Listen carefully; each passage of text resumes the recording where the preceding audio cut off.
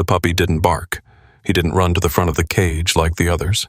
He just sat there, quiet, still, blind. Most people passed by without even looking.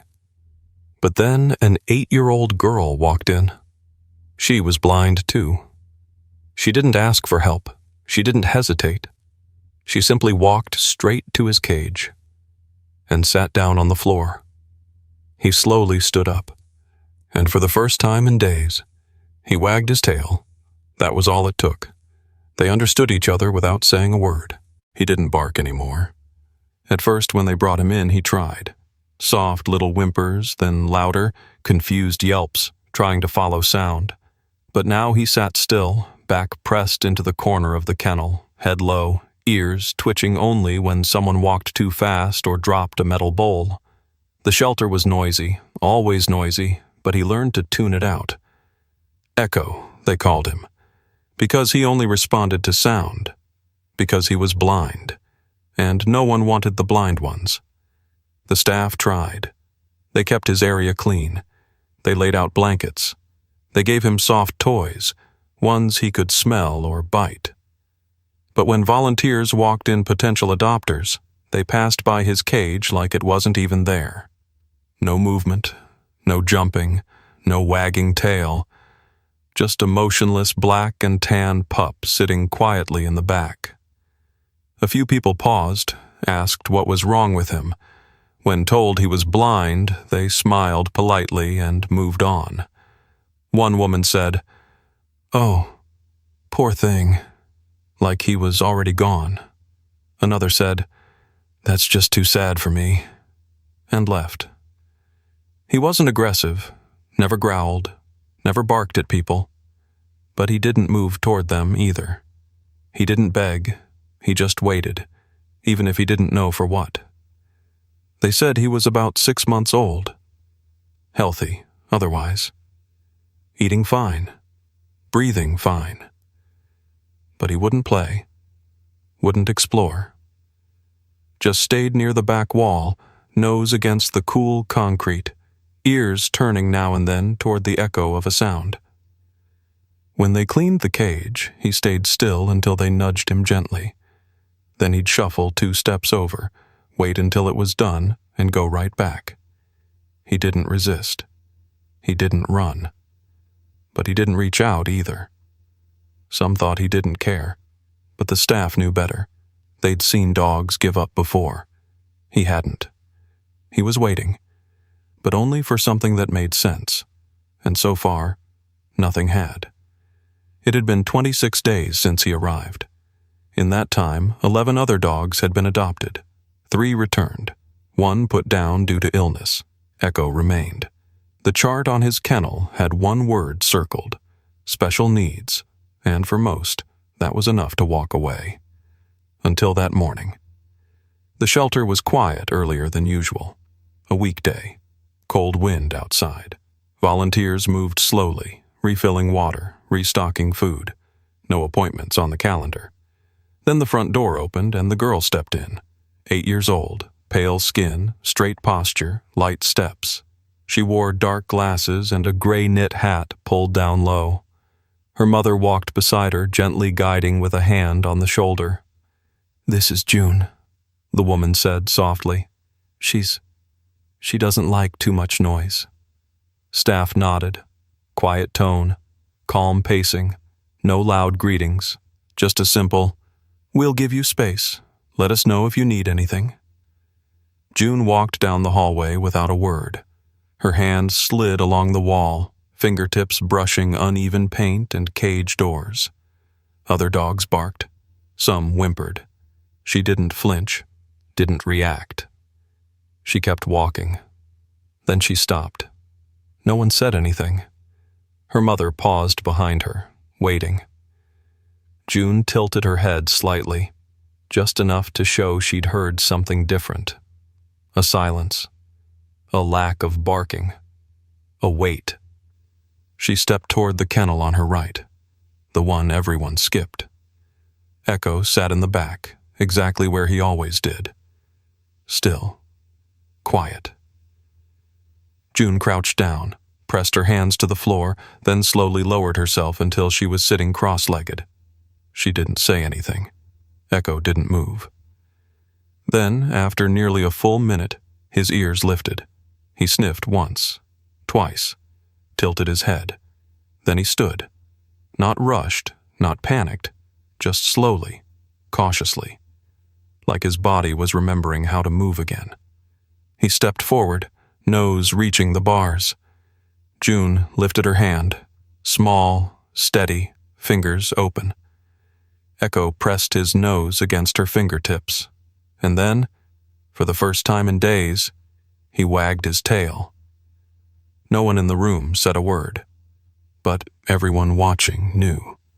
Something had just changed. He hadn't barked. She hadn't spoken. But they saw each other, even without sight. Echo didn't flinch when she touched him. That alone made the staff pause.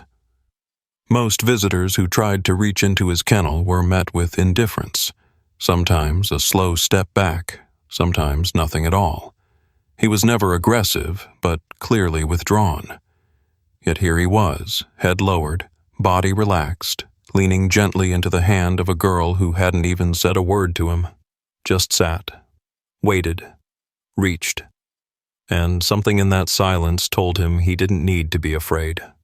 June's hand rested lightly on his forehead, her fingers slowly moving down between his ears. Her palm was small and warm, her touch steady, not hesitant. Her body was still, but not rigid. She sat with her legs crossed in front of the kennel, listening, really listening, to the way his breathing changed. He sniffed her fingers, let his chin settle near the metal bar. Then, with a barely audible sigh, he curled his body and pressed into the gate. A silent ask. More. One of the volunteers stood nearby, holding a clipboard, watching with disbelief. "He doesn't do that," she whispered to another staffer. "He's never done that." Her colleague nodded slowly, eyes locked on the two of them. "I've seen him turn away from grown men.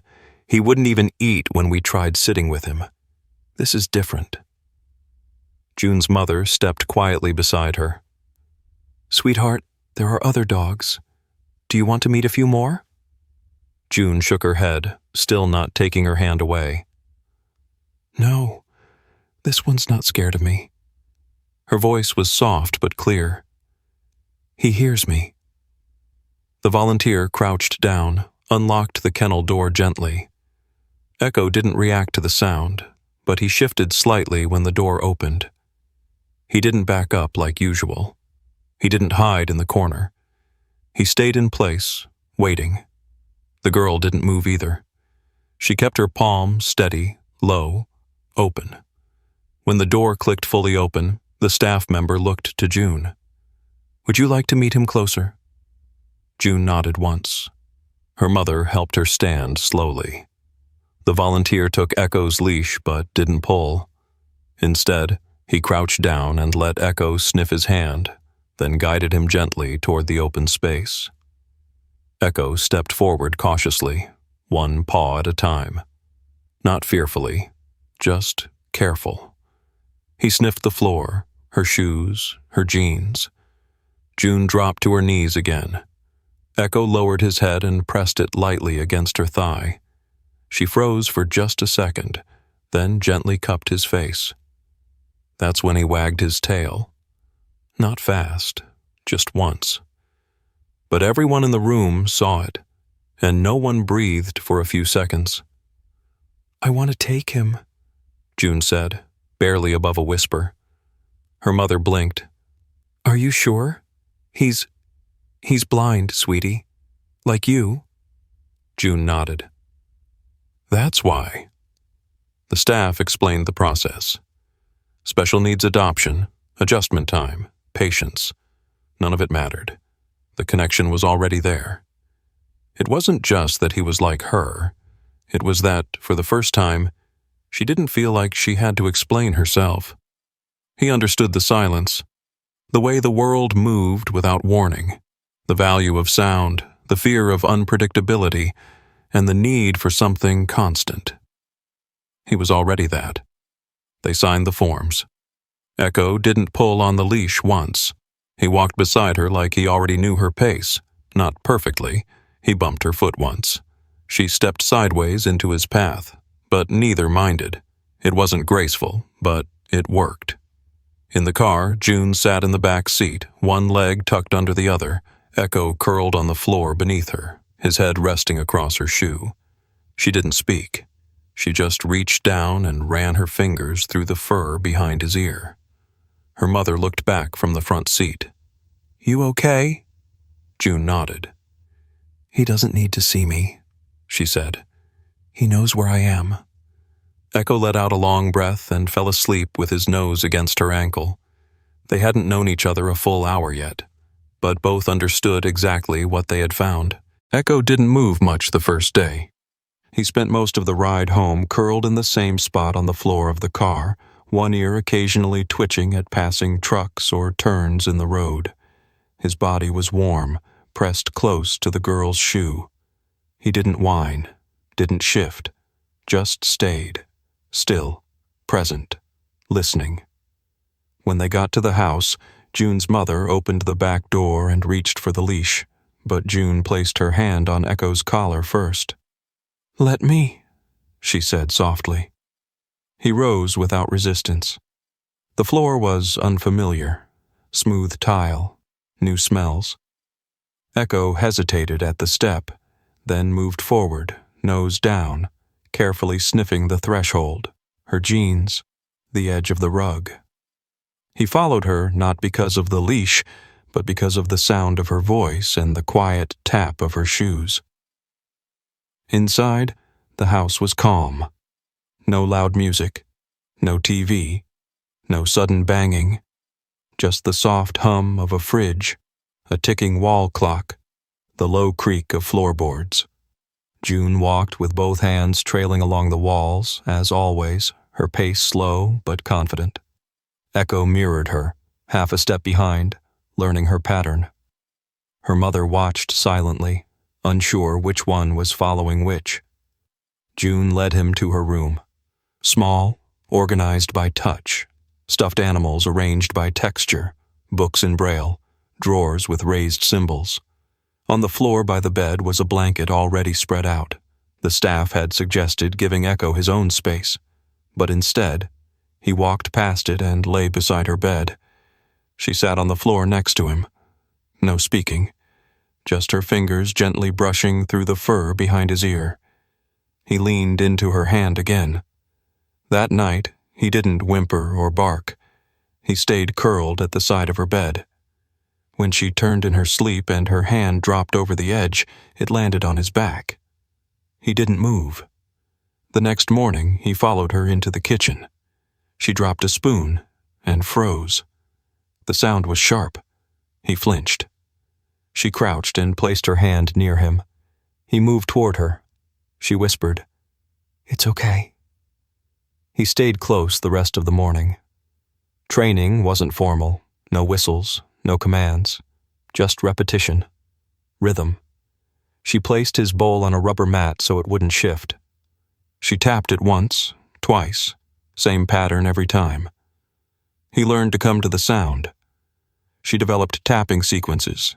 2 short taps near the door meant walk, 3 at the rug meant water. A hum followed by a clap meant treat. It wasn't textbook, but it worked.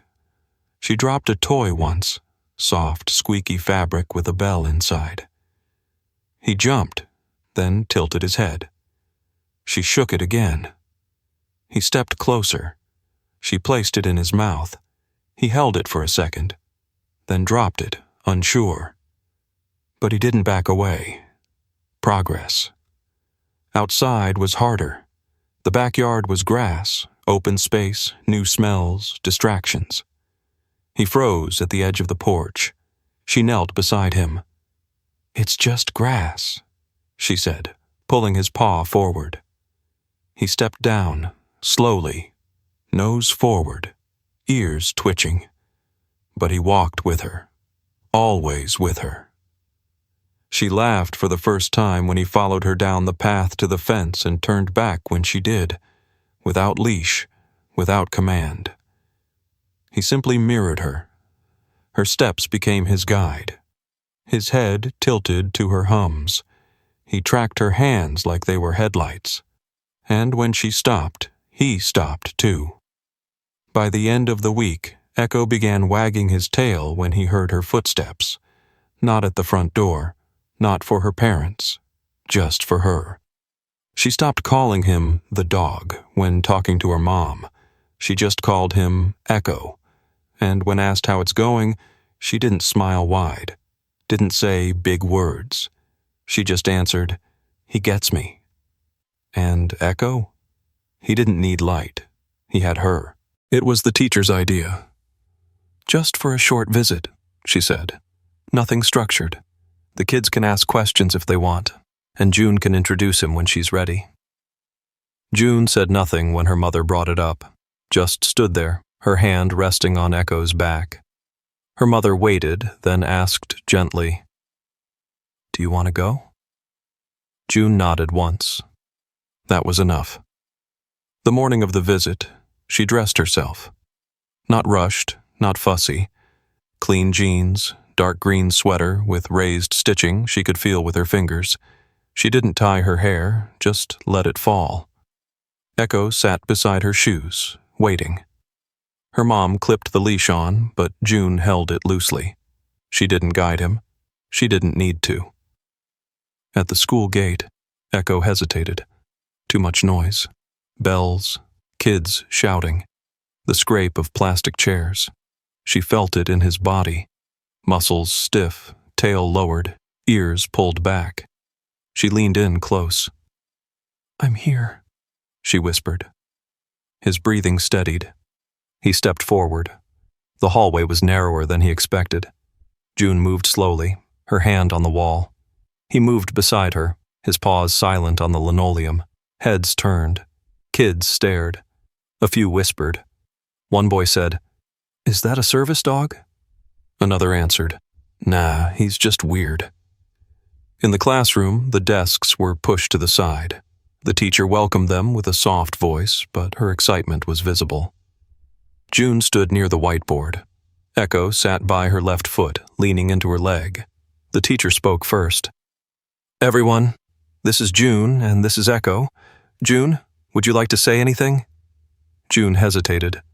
Then, "He's blind, like me." Some kids leaned forward. One girl whispered, "How does he know where to go?" Another boy chuckled. "So it's like blind leading the blind?" June didn't react, but her hand found Echo's head. He didn't move. The teacher asked if she wanted to show anything. June thought for a second, then knelt beside Echo and tapped twice on the floor, soft, rhythmic. Echo lifted his head. She hummed a short note, then clicked her fingers. He stood, turned in a circle, then sat again, facing her. The room went quiet. Then someone clapped. A girl near the back said, "Wait, he understands her?" The teacher smiled. "Yes, they've learned to communicate in their own way." June didn't smile. She just looked down and said, "He listens better than most people." Echo leaned into her. She scratched behind his ear. A few kids walked over, carefully, slowly. One girl asked, "Can I pet him?" June nodded. Echo stayed still, calm. For the rest of the visit, no one called them weird. No one laughed. The boy who mocked earlier apologized on the way out.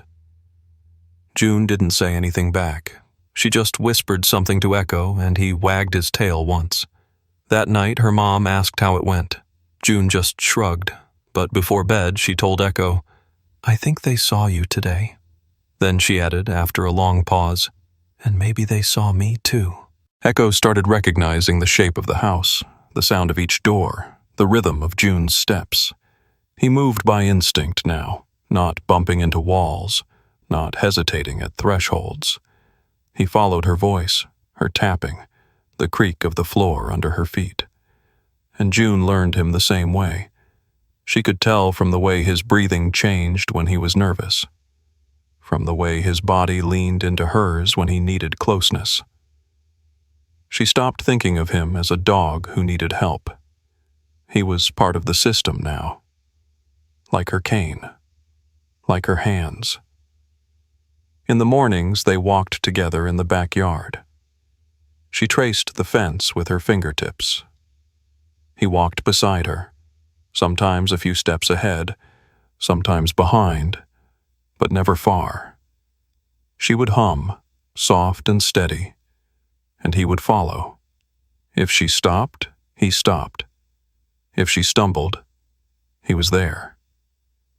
One morning, it rained. Not heavily, just enough to make the air feel thick. June opened the back door and stood in the doorway. Echo hesitated, then stepped out.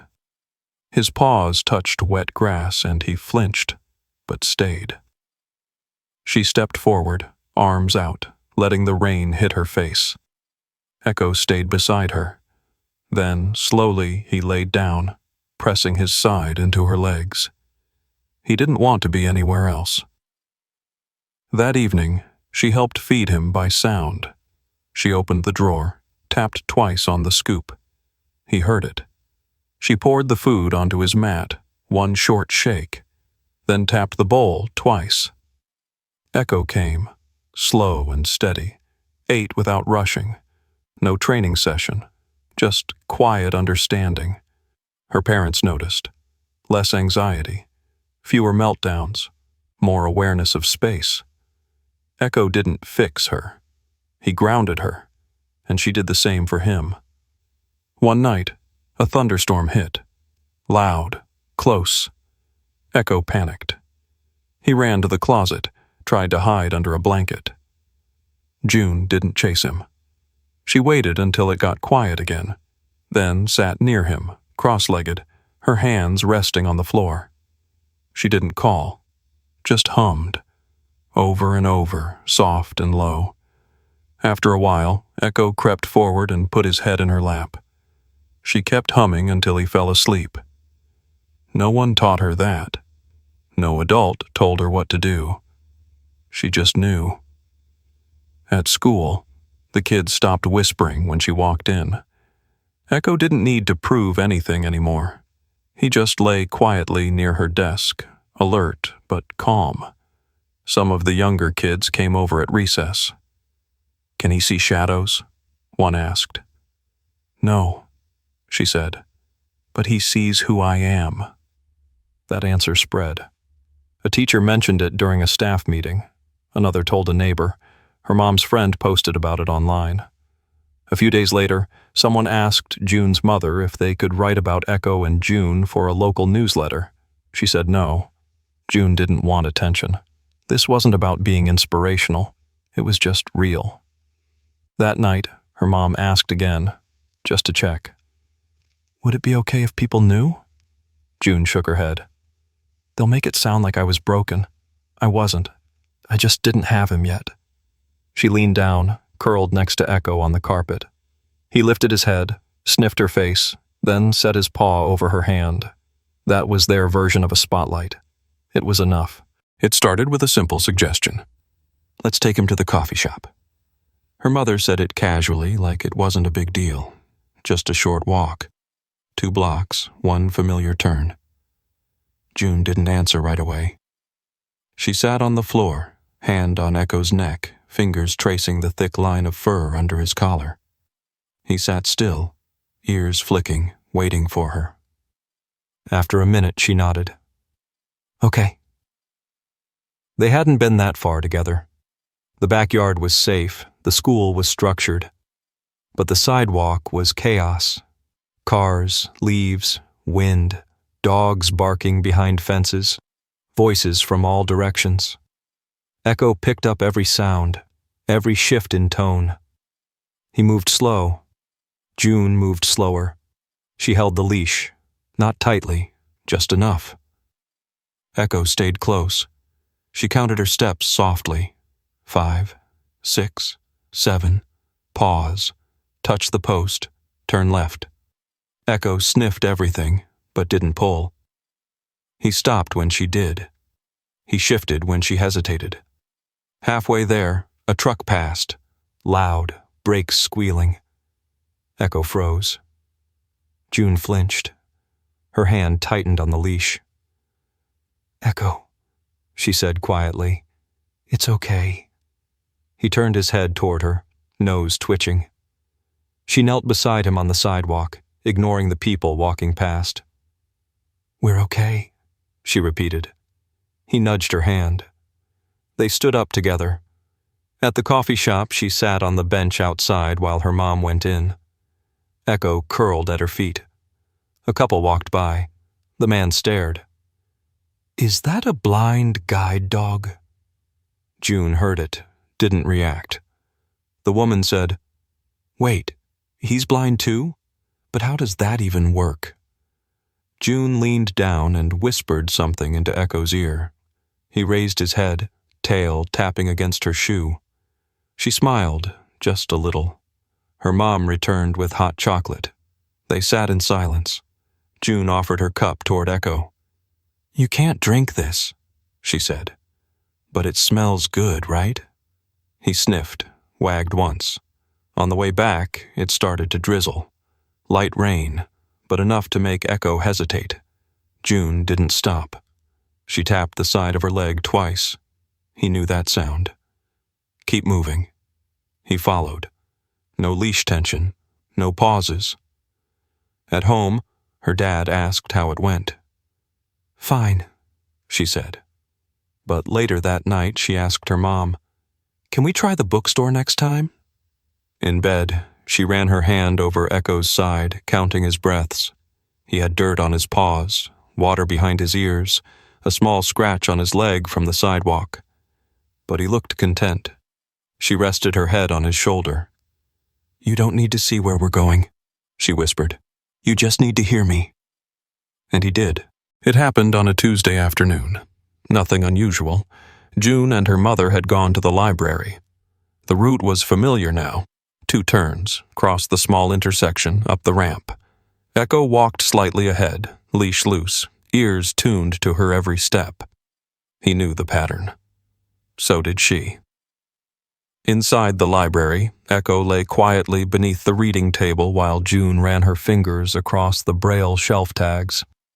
Her mother stepped away for a moment to speak with a librarian. June stayed where she was. They didn't hover anymore. She stood, book in hand, and turned to walk toward the help desk. Echo followed. Then something shifted. From the far end of the library, a loud, sudden noise. Someone dropping a metal cart. Echo stiffened. June flinched but didn't panic. She waited. Echo turned his head slightly, listening. Then, another sound. Fast footsteps. A running child. Big, rushing energy with no brakes. It was too fast, too close. June didn't hear the direction, only the echo. She froze. Echo didn't. He moved instantly, one quick sidestep, then pushed his body against her left leg. Not hard, not rough, just enough. Enough to move her a few inches to the right. The running kid brushed past where she had just been. Didn't stop. Didn't notice. But if she had stayed still, she would have been hit. June didn't fully understand what had happened until Echo circled and returned to her right side, pressing his body firmly against her shin. She knelt slowly, hand searching for his face. "You moved me?" He licked her fingers once, then sat down. Her mother had seen it from across the room. So had the librarian. Neither said anything for a few seconds. Then the librarian whispered, "That dog just made a decision." That evening, June told her dad what happened. Quietly, like it was just another fact in the day. "He moved me. On his own." Her dad nodded, eyes misty. "You okay?" She smiled. "I didn't tell him to do it. He just knew." That night, Echo didn't sleep at the foot of her bed. He curled up beside her pillow, back to back. She didn't push him down, didn't say anything. She just reached over and rested her hand behind his shoulder blades. He twitched once in his sleep. She whispered, "You saved me." He stayed still, but his tail flicked once under the blanket. That was enough. Spring came slowly. The wind was softer, the sun lasted longer, grass pushed through the ground in the backyard, and birds nested in the trees behind the fence. June didn't talk about seasons much, but she felt them. In the way the air moved, in how Echo sniffed the breeze longer in the mornings, in how her steps on the sidewalk no longer hesitated at cracks or curbs. One afternoon, her mom took a photo from the kitchen window. June was sitting cross-legged on the grass. Echo lay beside her, his chin resting on her knee. Her hand was on his back. They weren't playing, they weren't doing anything, just being. Together, perfectly still. Later that evening, her mom asked if she wanted to print the photo, maybe frame it. June shrugged. "It's just us," she said. But later, she asked for a copy, not to hang, just to keep near her bed. The calls came again. A local newspaper, then a podcast, then a therapy foundation asking if they could include her story on their site.